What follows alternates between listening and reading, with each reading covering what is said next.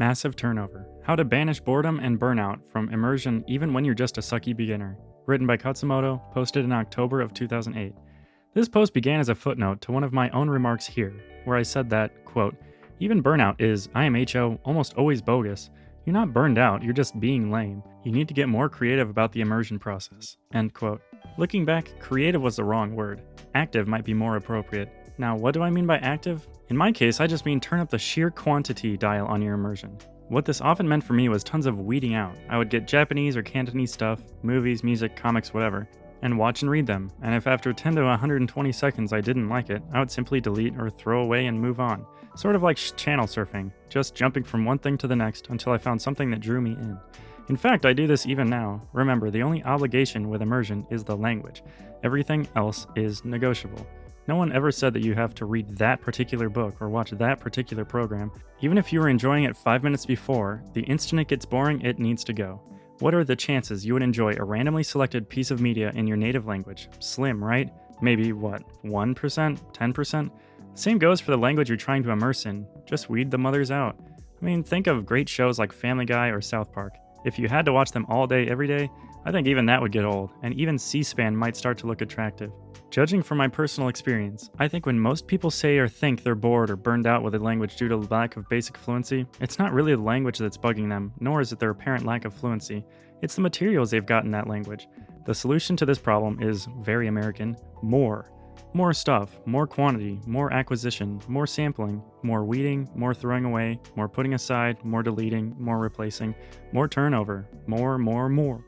This intense sampling will do at least 3 things. 1, it'll keep you feeling busy and active, while 2, being immersed, and 3, you'll start to figure out what you like. There will be a core of shows, actors, writers, musicians, whose work you will enjoy. And you can start to use this core for further exploration. Find other stuff by the same screenwriter, director, author, or band. Example, the guy who directed Trick also directed Ikebukuro Westgate Park, IWGP. The screenwriter from IWGP also wrote Tiger and Dragon. Quality tends to group. If you liked one Stephen Chow movie, you're likely to enjoy his others. And this is why, I think, people blame sucking as a reason to stop immersing and therefore continue sucking. From my observation, there are at least 3 things that early beginners do wrong that unnecessarily and inevitably lead to a sense of burnout. 1. They listen to the target language dutifully but indiscriminately. This may seem diligent, but the fact is even babies have taste. Even a near languageless baby would rather watch, say, Teletubbies than reruns of Matlock, except a possessed baby. You have taste too, even in a language you don't know or only know a very little of. There are things you would rather watch. The key is to find these things. 2. When they do find something they like, they repeat it beyond enjoyment. It is beautiful and honorable to repeat only as long as something is being enjoyed. I never have and never will rewatch movies because I have to, only because I want to. When your skin or emotions start to chafe, please cease use and consult your media library. 3. They do not yet know what they like. Most people who have basic fluency also happen to have spent long enough on the language to start gravitating to what they like, if only unconsciously. I am suggesting you make this a conscious process of shusha sentaku, consciously taking in vast amounts of stuff, throwing out what is chaff to you, and leaving the wheat.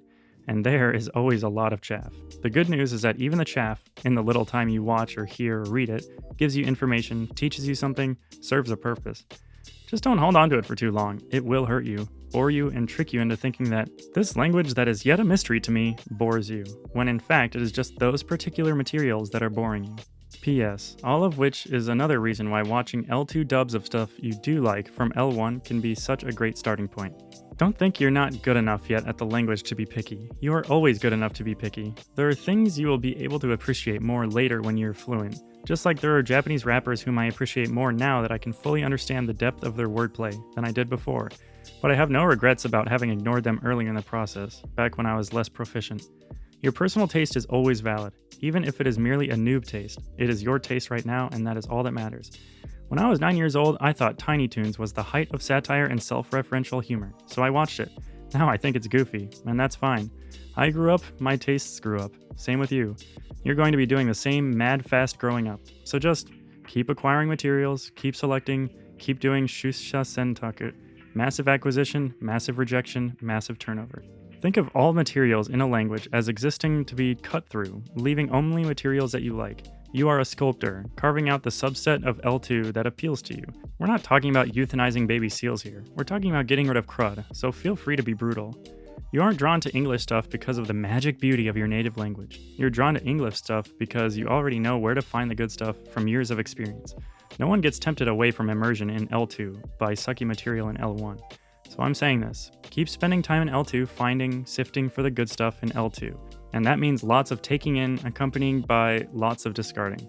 Do you hate that L2 show? Throw it away. Do you vaguely sort of like that L2 show? Or feel like you should like it or that it might be good for you? Still not good enough, throw it away. Keeping things out of obligation is a nasty habit. Get used to interpreting could learn to like as don't like. People who have gotten good at keeping their homes clutter-free apply the same basic principle. You don't keep stuff you could use. Keep stuff you do use. Are you in love with this L2 show? Good, keep it. You might conceptualize, $10 word, yourself as a little fun factory that takes in vast amounts of media as raw materials, keeps the good ones to produce enjoyment, and throws out the crappy ones as waste. Do not be alarmed by how much you have to throw away. Just keep getting new stuff. Throwing away crappy stuff is only a good thing. It opens up physical, electronic, and mental space for good stuff to take its place. That concludes this post-sized footnote. Anyone with good selection strategies, feel free to share.